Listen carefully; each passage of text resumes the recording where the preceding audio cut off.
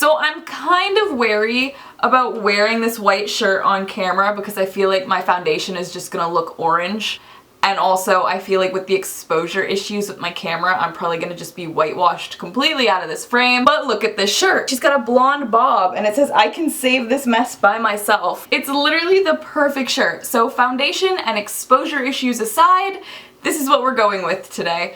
Hey guys, so as you could probably tell, we're talking about Chilling Adventures of Sabrina Season 3, Part 3, however we're titling it. I wish I had one of those lights that you can change the color of the light bulb so I could be in an all-black room with just a bunch of red bulbs around me to signal the dumpster fire that was Season 3, because that was a hot mess. And don't get me wrong, I love Chilling Adventures of Sabrina. Like, it's a good show. And you watch it kind of expecting a hot mess. You know, since Season 1, the plots haven't been the strongest, the dialogue has been kind of cringy, but you watch it because for some reason, you love it.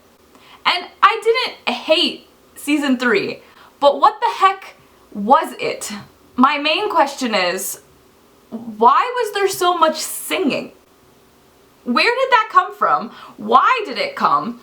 And can it go away? I wish they spent half as much time as they spent choreographing musical numbers as they spent writing the storyline, because that needed some help.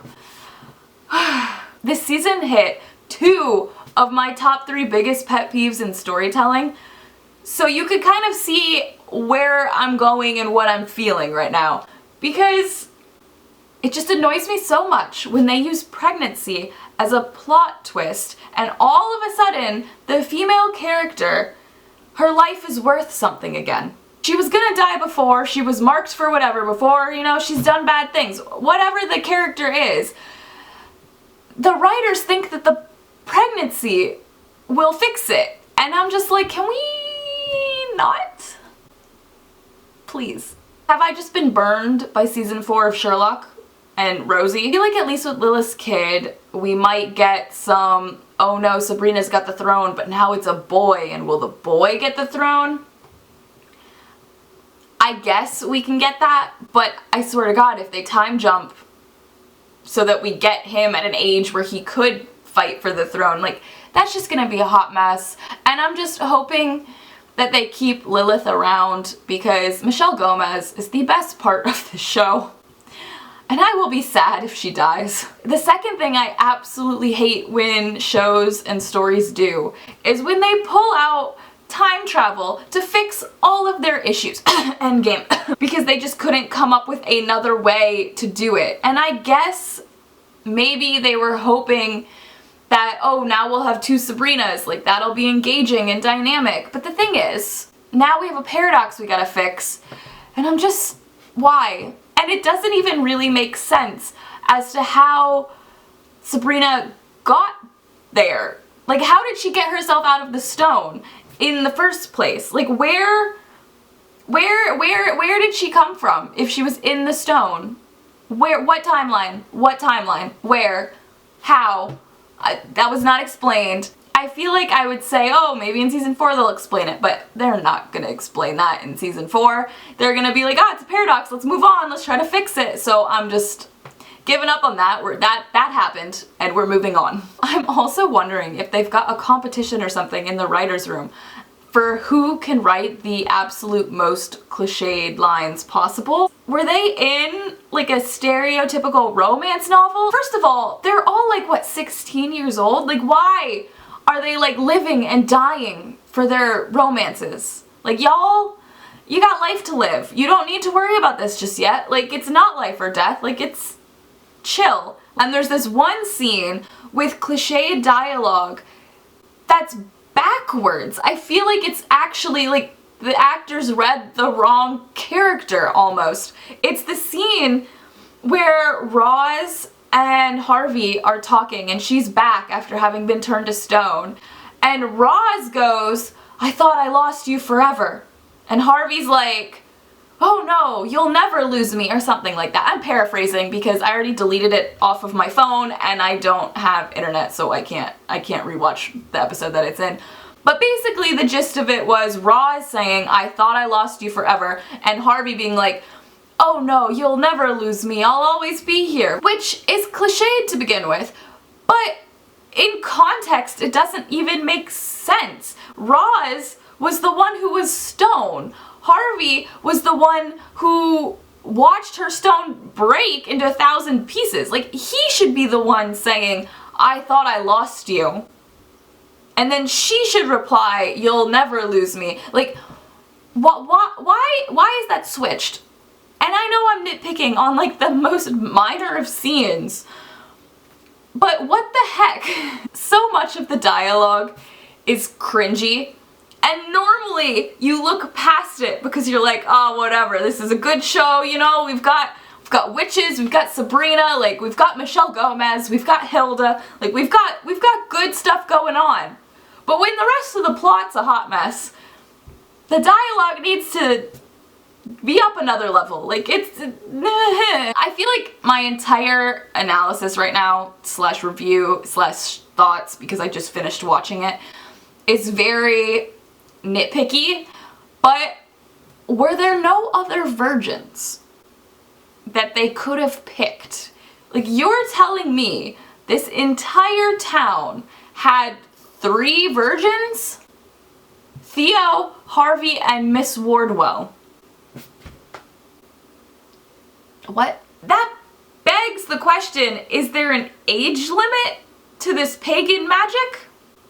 Like, there has to be, because in a prior episode they literally show the ice cream man sacrificing a child because she's got the most pure, innocent heart. Like, why would you not want to use her? She's definitely a virgin. Like, I guarantee you that little girl's a virgin. I'm sure there's got a bunch of other little children who are also pure, innocent, and virgins. Why are we not using them? Like, are the pagans like, oh no, they're a child? They haven't decided if they want to be a virgin forever or not. Neither have high schoolers. Like, even if Greendale is like the smallest town ever, you are not telling me that out of that entire high school, there are 2 kids and 1 teacher who have not had sex. And then when the old gods win, it really looks like the only place that got overgrown was Greendale. Like, you went to Scotland in an earlier episode. Show us Scotland overgrown. Show us New Orleans overgrown. Like, show us the places you've been with the effects of this pagan magic. They're supposed to have affected the entire world, and it genuinely looks like they picked the smallest town in America that has 3 virgins, and they were like, oh yeah, this is what we're gonna take over. It's so bad that Sabrina needs to create a time paradox to fix. Can you show us it's bigger than Greendale? Please. And then speaking of Sabrina, I feel like every season I'm like, okay, yeah, let's give Sabrina a chance. And then she ends up being the most annoying character. Like, in season 1 I was annoyed at her because she was meddling in people's lives because she thought she was doing the right thing for them, which is an engaging and dynamic, like, character arc for her to take if she was gonna realize that her actions had consequences and she would need to work on herself and realize that her way may not be the best way for everyone. But it's season 3 and she still hasn't really, it hasn't clicked in yet. This season, she was the poster child for what not to do and what not to say to someone with PTSD. Because she was trivializing all of his pain. Maybe he didn't thank her as well as he could have. But she didn't thank him as well as she could have either. Like, it was a shitty situation that he had to sacrifice himself to protect the world and also Sabrina. Oh my god. The fact that he then came out and said that the sacrifice was all for her and she wasn't worth it? Like, dude, Nick and Sabrina are off the table. That is like a make it or break it relationship moment. And that broke it. You do not come back from you were not worth my sacrifice. I wanted to shake both of them. And then I really feel like her and Harvey should not get together at this point. Like, especially because I feel like she still has not yet acknowledged that she completely fucked him up by killing the brother, bringing the brother back, and having to kill the brother again, and then at the beginning of the season also killing the brother in front of him again. Their worlds are too different, and I feel like her and Nick cannot possibly come back from "you weren't worth the sacrifice" without a hell of a lot of counseling. But, you know, I don't hate her and Caliban together. This show, to me, is not about the relationships at all, but I do feel like her and Caliban, like, were compatible. I was very annoyed that they kept calling each other cheaters, but, like, neither of them cheated. This is a game to win hell. I don't know what they were expecting. Like, were they expecting rules? It's not cheating to watch your opponent and do what they do and then take the crown. Like, that's not cheating. It's also not cheating to take the bowl and run. Like, that's not cheating either. That's literally both of you doing exactly what the task was supposed to be, and I don't know why they kept going at each other about the other one having no dignity. Like, y'all, you're the same person. I do love, though, how she embraced her queenly duties so fast. She already delegated all of her work to someone else. Lilith wanted to be Queen of Hell, so it makes sense that she would be taking over many of the day-to-day duties. Like, that's fine. I have no complaints about that delegation because that's what Lilith wants. But did you see how quickly Sabrina got that first task and walked it immediately to Ambrose and said, "Hey Ambrose, can you find this crown for me?" Am I remembering this correctly? Isn't he the one who killed Herod too at the carnival? Like, he's the one that killed Herod. Honestly, Ambrose should just be King of Hell. He did all the work. I've touched on Sabrina. I've sort of talked about Nick, but what the heck happened with Zelda's arc? Why the heck did she turn Lilith away? She's over here being like, we're gonna support the women, we're gonna bring the women in, everyone take refuge, we are gonna stand up against the world together as strong females. Oh no, not you, Lilith. Not the OG female. We don't want you here. And speaking of Lilith, I really wanted more of a payoff for the Lilith and Miss Wardwell thing they had going on. They kept building up how she didn't remember a huge chunk of time in her life. She found his wedding ring, the palm reader said he was dead. Is she questioning? Did she kill Adam? Like, what's her thought process? Miss Wardwell is this devout Christian woman who probably attends services because she's a devout Christian woman. You're telling me she trusted this random priest she has never seen before at any service ever before she trusted her fiance who, like, magically came back to life? Like, she did not question that at all. So this random ass priest, again, tells her that the Spellmans, a student of hers for many years, is a witch. And instead of being like, okay, maybe, but you know, she's got good scores on all her English papers, she straight up goes to their house and murders the student's aunt. What the hell is that even supposed to accomplish? He told you the Spellmans, plural, were witches. You killed one of them. One of them. Now you potentially have two angry witches after you. Like, what? Where's the logic? Then to have Lilith literally rescue a child and say that she's Mary Wardwell, like, I want to see her put two and two together. You literally have Michelle Gomez playing two characters and you wasted at least one of them and didn't really give much to do to the other one. And that's so disappointing to me because she could do so much more. And can we use her? Can we use Michelle Gomez, please? Like, I want to see her acting, please. Also, is Lilith giving Blackwood the mark of Cain supposed to symbolize that she would rather be dead than tortured forever by Lucifer? I feel like the kid in her, annoying plot device of pregnancy aside, is only gonna keep her safe for 9 months. Like, what the heck? Is she just planning on straight up, like, using her motherhood to survive for the next 18 years and then hopefully in that time, like, making it up to him? Or is she genuinely planning on him killing her as soon as the kid is born and she would prefer that over being held captive by him for the next eternity?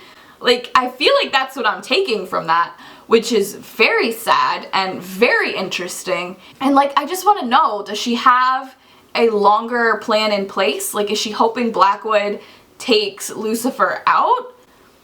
Or is she genuinely slightly suicidal? Like, I want to know how I should be taking this. Lilith is clearly my favorite character, and I just want to know. I just want to know. Please spend more time on her. Plot, please. I'm begging you. I feel like I just spent the entire time complaining about this season, but honestly, I didn't hate it. I'm happy I got to live in the world, you know, for a little bit. Like, I enjoy Chilling Adventures of Sabrina, which is probably why I was so disappointed to begin with.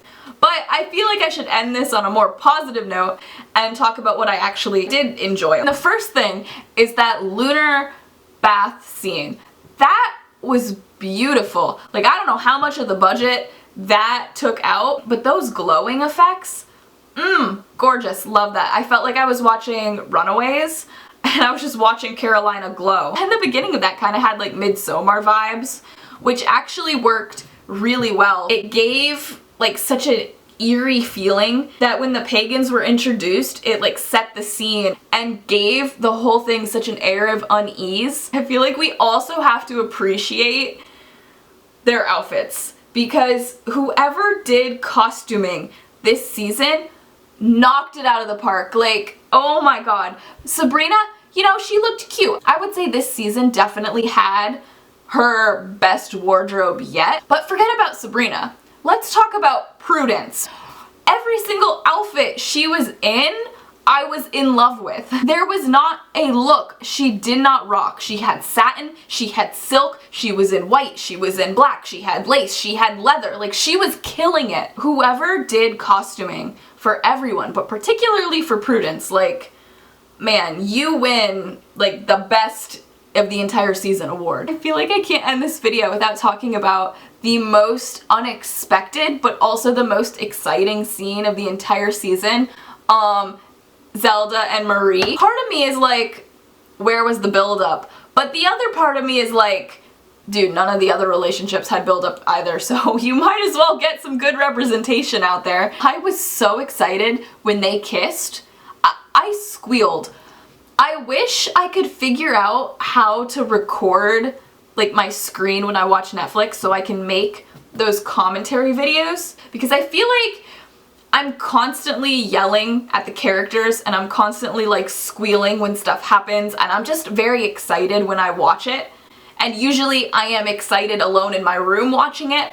So I might as well record what I'm talking about and share it with the internet, and maybe we can all react together, but I have no idea how to do that. So if anyone knows how to record your screen when you're watching Netflix, please let me know, because I would love to make reaction videos and I would be really excited about that. But anyways, I feel like this actually might be a really healthy relationship for Zelda, which is good on so many levels. A, because I feel like she's had a lot of toxicity in her life, but also B, because she won't be so dependent on Hilda and Sabrina, who both want to live their own lives eventually. And she hopefully won't feel as bad about them leaving if she's able to establish a life of her own. And I feel like this is a good and pure relationship, and I swear to God, if season 4 messes it up or reveals some evilness at play, I am going to be very upset. But so honestly, all that being said, I mean, I love this show. It doesn't matter to me how cringy some of the dialogue is, or how corny it is, or how crazy the plot lines are. Like, I just genuinely enjoy watching this show. Like, it's a hot mess, but you know it's a hot mess going in. So, you know, season 3 is what it is. And honestly, I'm really excited for season 4. Like, who cares? I want to see what happens. So thank you guys for watching. Please feel free to comment down below with your thoughts on this season. And if you like this content and want to see more of it, consider subscribing. See you guys.